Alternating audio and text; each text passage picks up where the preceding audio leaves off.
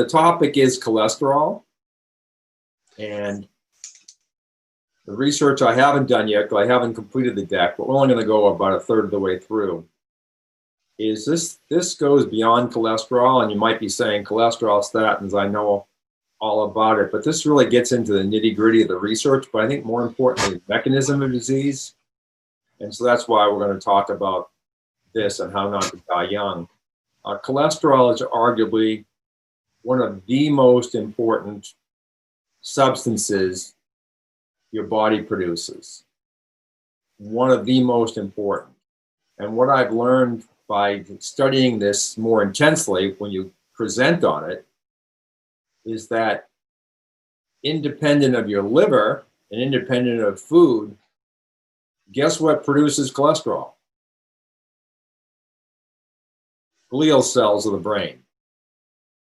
And so, because cholesterol is so important to the brain is not going to say, I'm going to depend on the liver, because if the liver fails, you die, right? But the brain can keep going. If the liver's not working that well, the brain can create its own cholesterol. Quite fascinating. So let's get on with it. So how not to die young? So let's see. So mechanisms versus codes. Did this little study here for a talk that Dr. Carter and I did on the Silicon Valley Health Trust.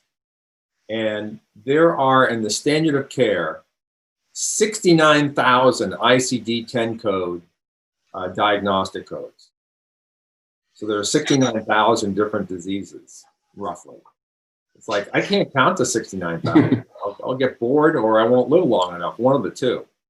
But in our world, four mechanisms cover 80%, 90%, 95% of all diseases, in my opinion. And today we're going to talk about poor repair and recovery as arguably the first step in the chronic disease genesis process. Others along that list of four contribute to it, but I think this is primary, and particularly in America, where we have a severe chronic disease epidemic. So poor repair and recovery. So what's fundamental to poor repair and recovery? Could have done a better job with that image, but here's the article that was published in 2007, then taken down in 2020, because it goes against the treatment of cholesterol, which is the big moneymaker. The interesting thing is, statin drugs don't make a lot of money. They're generic, they're inexpensive. What drugs make a lot of money are advertised on 60 Minutes. So if you want to see what the big leading drugs are, watch 60 Minutes and all the advertisements. And fortunately, I can't remember the name, Entresto, the heart failure drug. What does that have to do with cholesterol and poor repair and recovery? Well, statin drugs that drive down your cholesterol and drive down CoQ10 drive up heart failure. So even though you're not making a lot of money on the cholesterol drug, you're making tremendous amounts of money on these biologics to treat heart failure, just as an example. So this is the article that they took down, and I decided to write another nice letter to an editor at the Harvard Health this weekend, saying that I'm going to be doing this talk on Monday, and if they agreed with the statement, a little modification I made to their paper that they took down, their article. But cholesterol is essential for human health. It's a building block of the steroid hormones, cortisol, sex hormones, testosterone, estrogen. Cholesterol is also an essential component of membranes that surround all human cells, And it's not just holding them together, it's involved in regulation. So for example, sed rate might be affected, the settling of blood cells, just flow of ions in and out, high blood pressure, all related to cholesterol as one of the constituents in the lipid bilayer that creates the membranes of all human cells. So imagine if this molecule that's critical to the components of all membranes of all living cells was in deficiency. You think repair and recovery would be in deficiency? I think it's a pretty clear, straightforward thing. So cholesterol in the brain, sometimes determined in frequency. That's the title of the paper. The brain contains 23% of all cholesterol in the body. And within the brain, a large fraction of cholesterol is present in the myelin sheath that is formed around to insulate axons. So like in a disease like multiple sclerosis, myelin sheaths are compromised. Or maybe it's the repair and recovery of those myelin sheaths. Or maybe it's a cholesterol deficiency. Cholesterol is synthesized by different types of glial cells, and there are the references. So we're going to get a little basic today. What is total cholesterol? Because people say cholesterol, and there's an implication that it's the total cholesterol. It is never, when I say never, my wife says, never say never, but I say, I'm a Gaussianist. Bell curve, bell curve distribution. So when I say never, I mean from a Gaussian perspective, but there are always going to be exceptions to the rule. But whenever you see cholesterol out there, it's never referring to free cholesterol. It's referring to total cholesterol. So total cholesterol is free cholesterol plus HDL plus LDL to give you a total number. So what that means in terms of health, it's such a bad indicator, because you can have a cholesterol of, say, 250 and your HDL is 110. Or you can have a total cholesterol of 250 and your HDL is 40. Those are two very different individuals, but the cholesterol is the same. But the LDL and HDL are different. So what are HDL and LDL? HDL is high-density lipoprotein. LDL is low-density lipoprotein. It's interesting, I don't see the word cholesterol in LDL or HDL. So is it cholesterol? And the answer is absolutely not. Cholesterol is cholesterol. Lipoproteins are lipoproteins. So let's look at the difference between the two and how they interact. So this is from this young lady here, Dr. Leija Thomas, MD. Found this article when I was looking for something specific to explain what's really going on physiologically with lipoproteins and cholesterol transport. So lipoproteins are special particles made up of droplets of fat surrounded by a single layer of phospholipid molecules. Let's cut to the chase. What is a lipoprotein? A lipoprotein is a substance that has both polar and non-polar ends. And literally they form a sphere, and the polar ends are on the outside and the non-polar ends on the inside. What is polar and non-polar? Polar means a charge separation. Water has a charge separation. Like dissolves like. So the polar end dissolves in water. Non-polar is fat, oil, grease, things like that. Waxes, paraffin. They do not dissolve in water. If you put paraffin beads or something like that into water, it's just going to float on the surface and nothing happens to it. But when you have a molecule that has so-called amphipathic properties, it can dissolve a nonpolar substance and carry it in a polar substance. So for example, fat can now be transported in water. So the nonpolar fat balled up inside the phospholipid layer at the center of the lipoprotein is thus transported to the place where it must be stored or metabolized through the bloodstream, despite being insoluble in the blood. So the blood is water-based. Fats are not water-based. They're just like your salad dressing. They separate into separate layers. They're not miscible, not soluble. So they can't be in the blood unless you have something like a lipoprotein, to transport them. So I decided to do a query, and Hopkins always shows up, and unfortunately Hopkins, one of the best medical schools in the world, purposely gets it wrong. They can't be that stupid, but maybe they are. So here's a definition of a soap. Has nothing to do with the lipoprotein search. It's just, I just did a search on soap. The soap molecule has two different ends. One that's hydrophilic, pull ahead, likes water. Hydrophilic means philic, affinity for, hydro, water. That binds with water, and the other that is hydrophobic, nonpolar hydrocarbon tail, that binds grease and oil. Hydrophobic, phobic of hydro, water, doesn't like water. And then from the previous slide on the lipoproteins have both a polar and non-polar end. So guess what? A lipoprotein is a soap. So I did a very simple search. Guess how many hits Google provides for the search term HDL or LDL or lipoprotein and soap? Anybody want to guess? 0.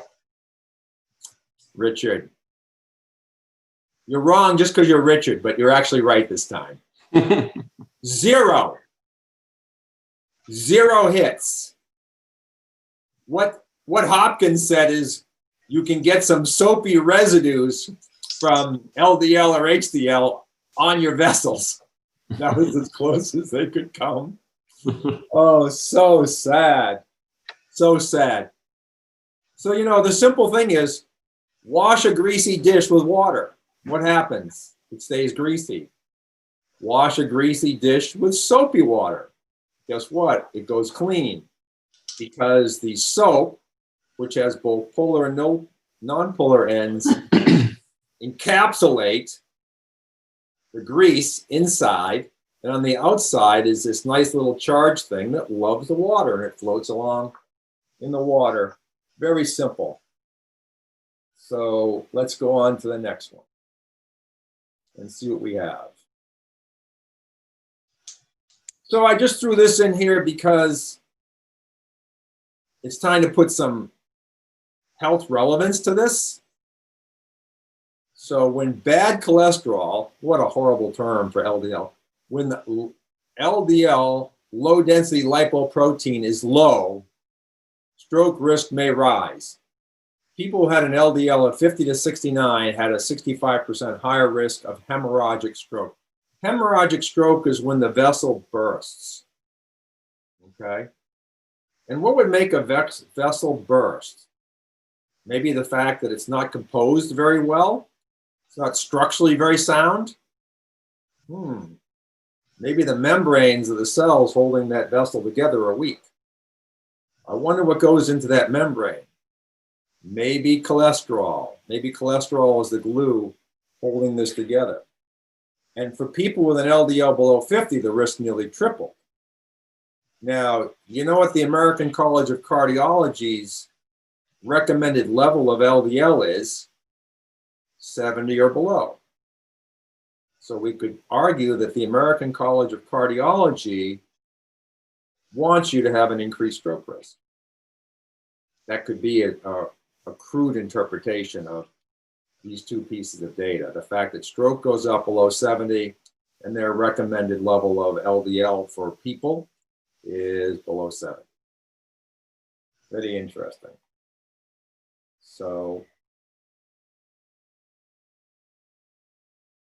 and then we see that we have all kinds of cholesterol drugs, statins in particular, in a study where 48.1% of the population were taking the statin drugs. Cardiovascular death rates have gone up by 4.3%. And this is from 2011 to 2016. So these drugs that are basically lowering LDL are not affecting cardiovascular mortality. Matter of fact, one can argue that they're increasing it. And it's plausible because we now know that LDL transports cholesterol. Cholesterol is very important towards creating healthy membranes. Stroke risk goes up, but the same thing happens in stroke as happens in a heart attack. You can have a hemorrhagic event in a vessel leading to the heart, and you have a heart attack. Or you can have an ischemic event where there's a blockage. Either way. So I just thought I'd take a leap of faith and explain what LDL really is physiologically and what its consequence on health are. So lipoproteins, among other things, are transport vehicles for various fat-soluble substances in the body, including cholesterol, but vitamins like A, D, E, and K. I notice they don't call it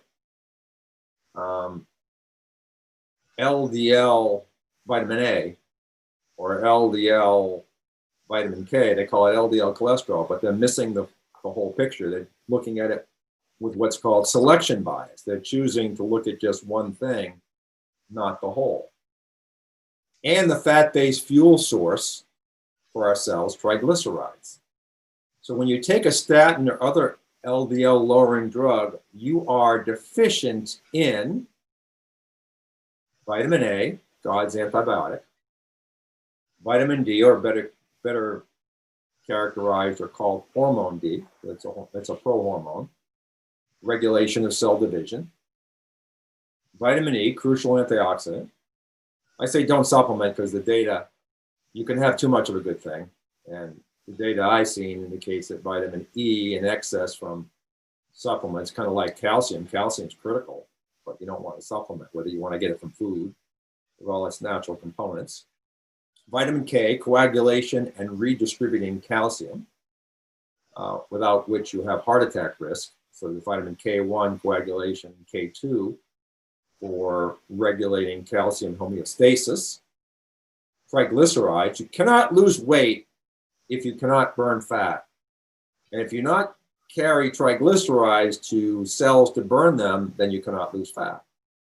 And what carries the triglycerides to the cells to burn them is LDL. Fatty acids, critical to eye and brain health. You need EPA and DHA in the brain, among other things. Other important fat-soluble nutrients, and cholesterol, repair and recovery of all cells. So it's critically important to not muck with your LDL. Absolutely critical. And these drugs the drugs that we'll be talking about next time, never lower your cholesterol. They lower the circulation of your cholesterol. Okay, they lower LDL formation. They lower the production of the lipoprotein. And lipoprotein is just simply a soap to carry fat-soluble substances through your bloodstream. So if your LDL is low, your fat loss potential is significantly reduced, among other things. We'll get into that too. So, shocking. Live strong, cholesterol health. Can losing weight raise your cholesterol? No. But losing weight can raise your LDL, but they call it cholesterol. It's that misnomer. Remember, cholesterol is a reference for free cholesterol plus HDL plus LDL. So here's a genius at Johns Hopkins, and they changed this article. So fortunately, I have the original, and now I have the new one. And the new one's even more exciting because we have Roger Blumenthal, MD, a professor of cardiology at Hopkins and director for the prevention of cardiovascular disease. God help anybody in Baltimore and anybody listening to this guy. But theoretically, if you lose weight on a diet of cheeseburgers and fries, you could raise your LDL. So what I realized, I was going to say Blumenthal is an idiot, but actually he probably just failed chemistry. That's all. Because he just doesn't realize that LDL is going to go up when you lose weight because it is transporting the triglycerides that you're converting when you lose weight. When you burn fat, you convert the fatty acids of fat storage into triglycerides, and the triglycerides are carried by LDL to tissue where they can be burned. If you don't have LDL, you will not lose weight because you cannot get the fuel. You know, I live here in Tennessee, and the big rail cars are going by all the time with coal or whatever. One of our clients burns railroad ties, beaten up railroad ties for fuel, but you can't burn them if you can't get them to the energy plant. And that's what LDL is. LDL is a rail car, whatever's carrying the fuel. So Blumenthal is not an idiot, but he really does need an exercise in basic chemistry. And basic soap chemistry, because that's all LDL is. So, what do we have next? So another nincompoop, but smarter compared to Johns Hopkins professor. My dad used to use the word nincompoop. Some people argue I went to MIT because my dad used to call me a nincompoop, so I want to prove him wrong. But then I went to MIT and realized most of the people there were nincompoops, so it really wasn't solving anything. That's just an aside note, but believe me, I have conversations with my MIT alum a lot. It's like, oy vey. When we lose weight, our fat stores shrink. The fat and cholesterol normally stored in fatty tissue have nowhere to go but the bloodstream. I realize cholesterol is stored in the fat, but I suppose that makes sense, causing a rise in cholesterol. Now, this gal's trying, but she's not doing a really good job because you don't get a rise in cholesterol, you get a rise in LDL. They give you that number, they say your cholesterol went up, but it didn't. The LDL went up. This effect is not permanent. Cholesterol levels will drop as your weight stabilizes. Well, because you're not losing weight anymore when your weight stabilizes, so you don't need the extra LDL because you're not producing extra triglycerides. Very simple. What really happens. So that's what happened. So I thought we'd throw in a little chart right now to see if LDL is involved in allowing you to live longer and healthier. And what we see, multiple studies, that the lower your LDL, the higher your hazard ratio for all-cause mortality. So as we go up, mortality goes up. So when you look at this line here, 0.4 to 1, this is 250% higher mortality compared to this level, which is around 125. So if your cholesterol is at, say, around 70, you have 2.5 times or 250% higher risk of early mortality compared to someone at 125. And it goes down, but it stabilizes after a while because you get to a point where you just have enough LDL to transport the fats that your body needs for adequate repair and recovery. So it does level out. That's why there's some interesting stuff on HDL when it gets too high. At some point, you have enough HDL. And I'm not even explaining what HDL is, but basically, LDL carries fats to tissue and HDL from the liver, and HDL carries fats back from tissue, probably spent, oxidized fats, whatever, but it may just be the excess fat. So really when your HDL goes up, it really just means you're sufficient in fats that your body needs. And I like to call those healthy fats, but it's fats your body needs. So when HDL goes up, you had sufficiency, so it's bringing them back to the liver for reprocessing, recirculation, or excretion. So inverse association of all-cause mortality with LDL. So general population investigation. This is Ravenscoff, good friend of McCulley, Dr. Carter, really good friend. So this is for people age 60 and over. Ravenscoff did his work in that space because it's less controversial than trying to really go head on with the statin industry, but it applies across the board. So let's look at some data, and we're not going to go, we're just going to do a little interlude into data, and then we're going to break, take questions, and then continue the statin thing next week. But I think the data is really interesting. So first of all, I want to establish credibility because, you know, the pundits out there all say, we are functioning from evidence-based medicine on cholesterol and statins, evidence-based medicine. So what's better evidence-based medicine than, say, the top medical and the top scientific journal in the world? So the New England Journal of Medicine, journal's impact factor is very high. It's considered the premier medical journal. Lancet, which would be considered second or third, is really way behind the New England Journal of Medicine in terms of prestige. If you're somebody and you're cutting edge in medical science and you write about a drug, you want to get published in the New England Journal of Medicine. The reason why I said that is because I sent a manuscript to the New England Journal of Medicine, and when I sent it to the New England Journal of Medicine, I also sent out a blast to all my colleagues, and I said, hey, look, we might as well get rejected by the best. And indeed we did.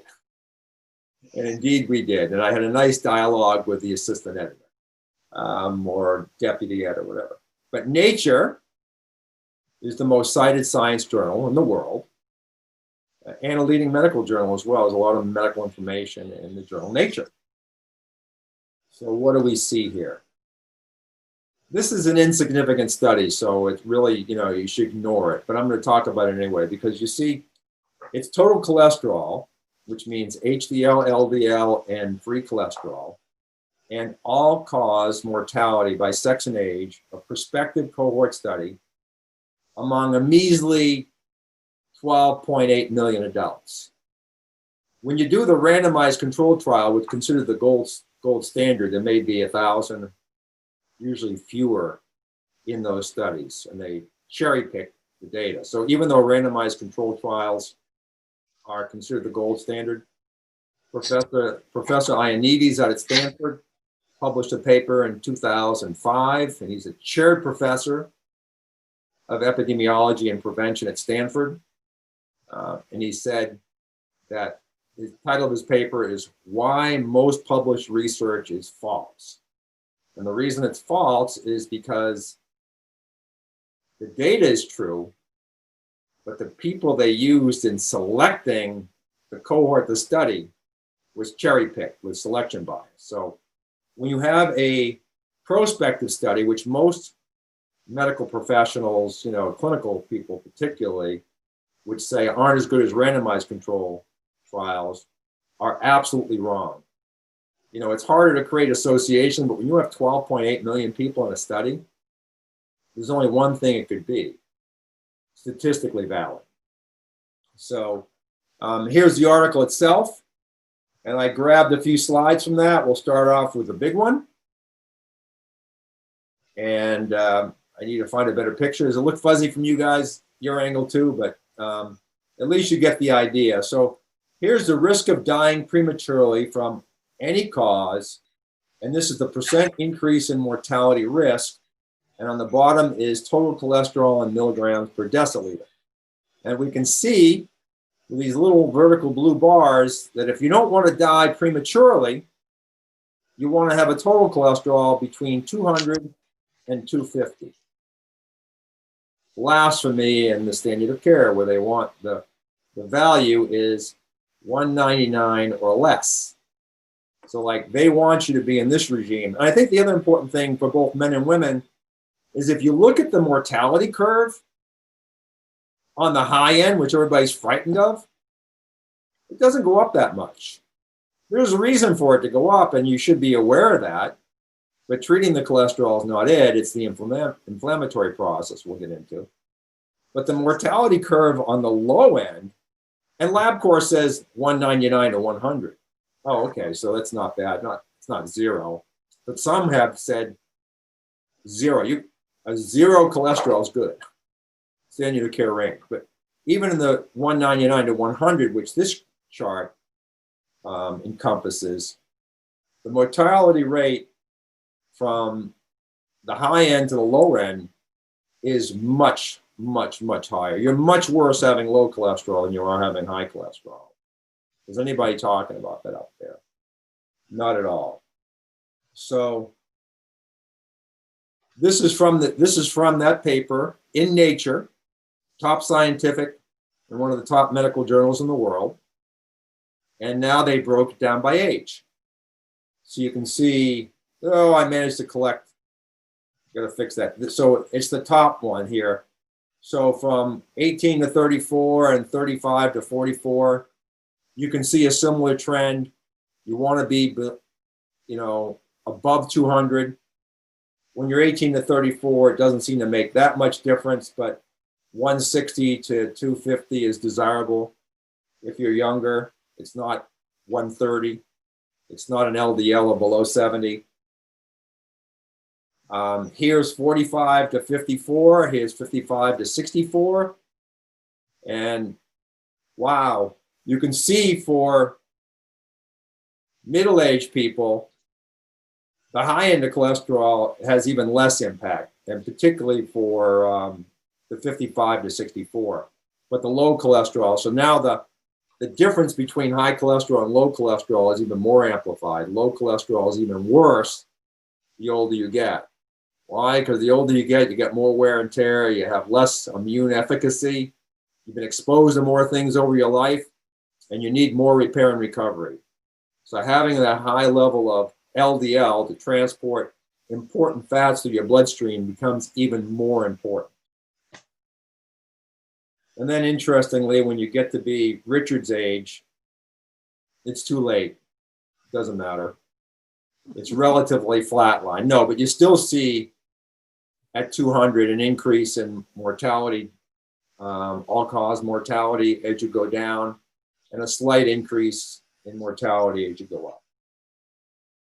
And so I was doing this pretty bleary-eyed last night, got all excited about the topic. I was out riding my gravel bike on some nasty roads, and it occurred to me that I needed good repair and recovery. And then I said, we're going to talk about cholesterol tomorrow. So now here's quiz on this one. What is this chart telling you?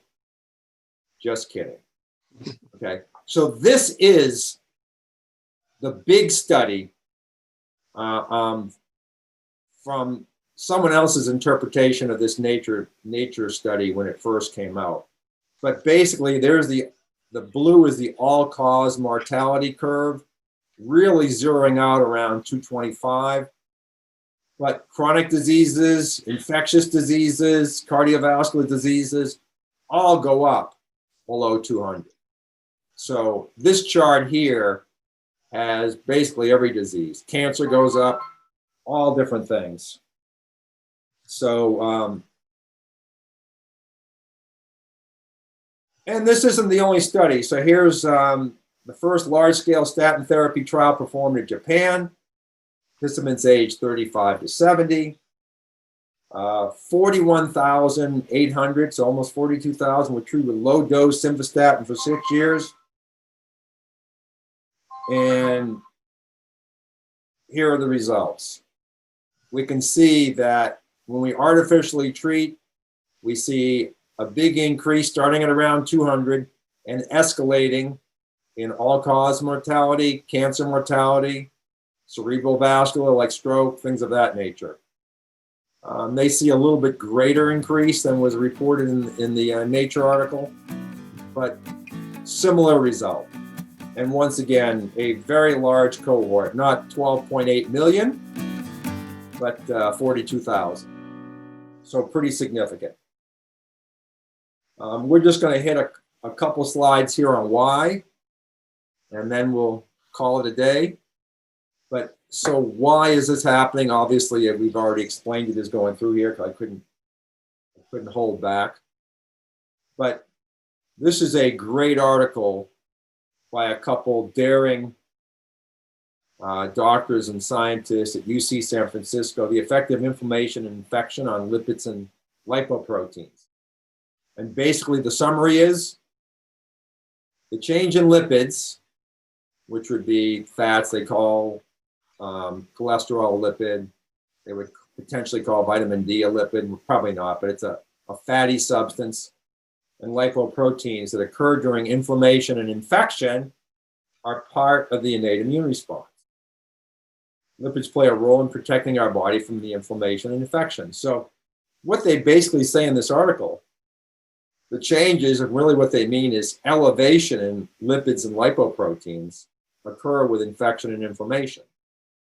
So is it the raise in the lipids and lipoproteins that are causing the disease, or is it the inflammation and infection? So interpretation of this paper is that inflammation and infection is the root cause, and that's what we should be treating. So here's an example.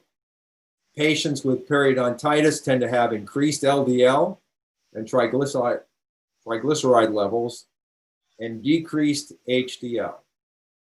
Why would that be? So the infection is causing inflammation.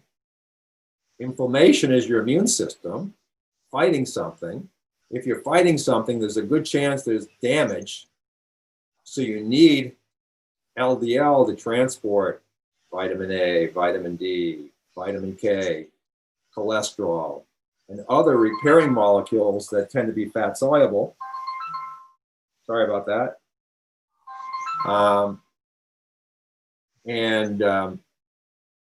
So LDL is going to go up. Anybody want to tell me why HDL goes down? Anybody except for Dr. Carter.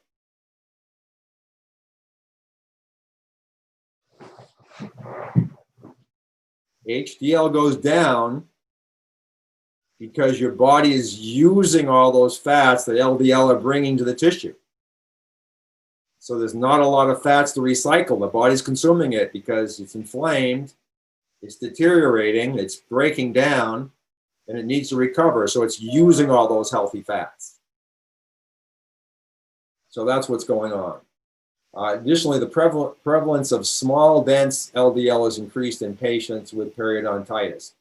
Now, what I'm going to show you at some point is, so we'll talk about the particle size at some other presentation, but a really good surrogate for small, dense LDL, which has been shown as a risk factor for heart disease, is the ratio of your triglycerides over your HDL. So when triglycerides go up, HDL goes down, small particle size LDL increases. What's really happening underlying is your sugars are going up and your HDL is going down, meaning you're transporting back less fat, so you're really fat insufficient.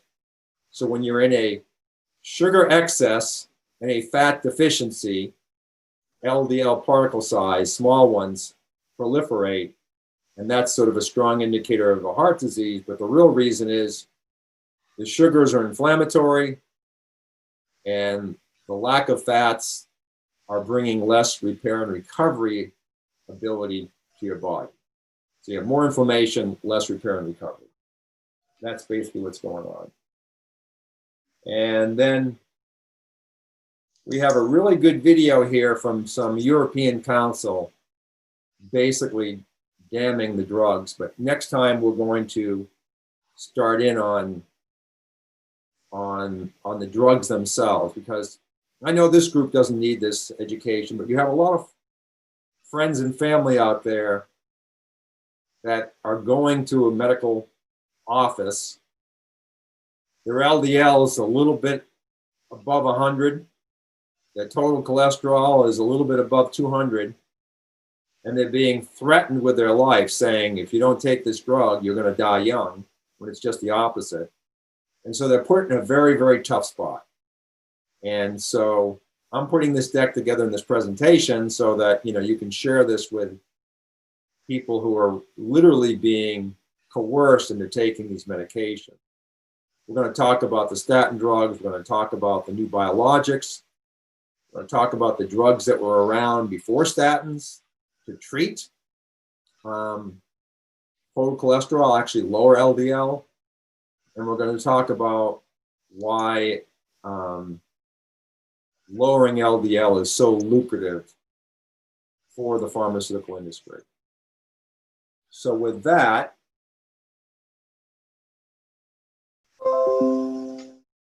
does anybody have any questions about total cholesterol? Can you now tell me what the couple things. Can you now tell me what the definition of total cholesterol is? And can you tell me from the real world, natural world, what a lipoprotein is? Hopefully this just rolls off your tongue after today. You know, total cholesterol includes LDL and HDL, which are lipoproteins, and lipoproteins are soap. It's no more complicated than that. So any questions on this topic? One question. Yeah. So if inflammation causes your cholesterol to go up, would anti-inflammatory medications bring your cholesterol levels down? So maybe not, because I think I haven't studied that explicitly, but at the end of your body probably can see the damage to the tissue. So inflammation is a surrogate for a process of damage in tissue. So for example, when you take ibuprofen, or I think ibuprofen, and you reduce inflammation, your healing or repairing actually slows down. So maybe that is the case, Amy. I'm not really sure. Dr. Carter, you want to chime in on that question?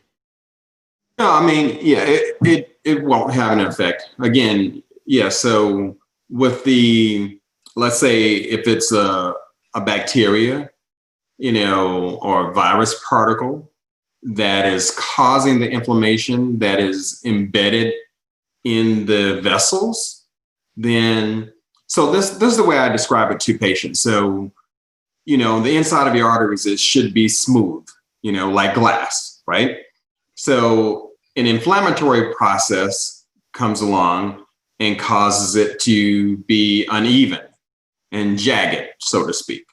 So cholesterol is sent there to heal the damage that bacteria or virus or inflammatory process has caused. So just taking an anti-inflammatory will not address what is there. You see what I'm saying? So it's moderate, it mildly lowers the inflammation, but the thing that's causing it is still there, wreaking havoc, if that makes sense. Yeah, Tom. Yep. Another way of looking at it is that you're kind of you're treating the symptom versus the problem, which is what consistently seems to happen. Absolutely true. Absolutely. Absolutely true. You know, so yeah, you know, just another little factoid to keep in mind. 23 to 25% of the cholesterol in your body is in your brain, and your brain is a small portion of your body. You know, it's there for a reason. It's extremely important. It's one of the most important repair and recovery molecules. You'll see as we go forward, elevated increase in cancer on these drugs and with low cholesterol. The challenge with people who have just sort of nascent low cholesterol, you know, but it may be that their brain is still being saved by the process of producing cholesterol in the brain, and that their body is just in a different state. But I would suggest those people eating high cholesterol foods. But, you know, food probably only contributes 20% to your total free cholesterol load. Not total cholesterol, because that is skewed with those lipoproteins added into it. But your free cholesterol load, 80% is produced by your liver. Plus or minus. Yeah, I guess no one's ever going to research why you would have low cholesterol, right? Because there's no money in it. Is that? That's a challenge, you know. Interesting. I've had a couple people with total cholesterol less than 100. I had I'm not kidding you, total cholesterol of like 60.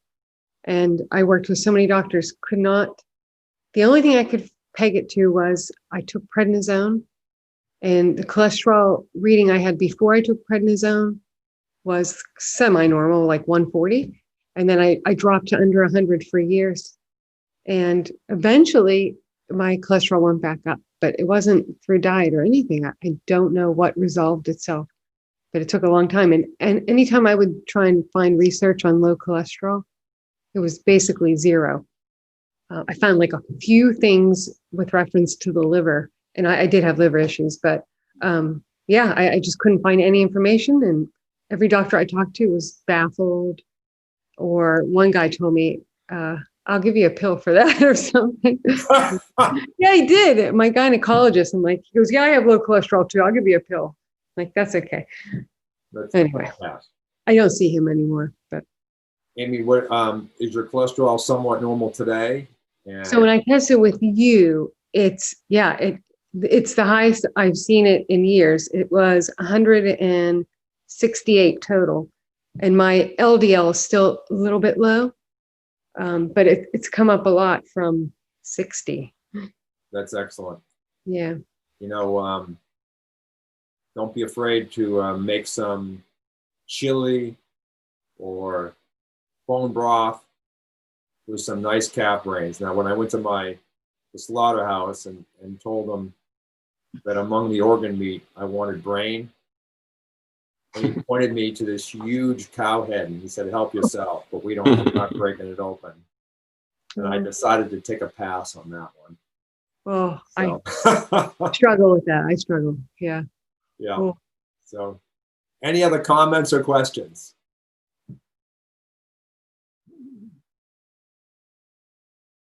So next time we're going to continue this on. We're about a third of the way through it, but I think it's interesting.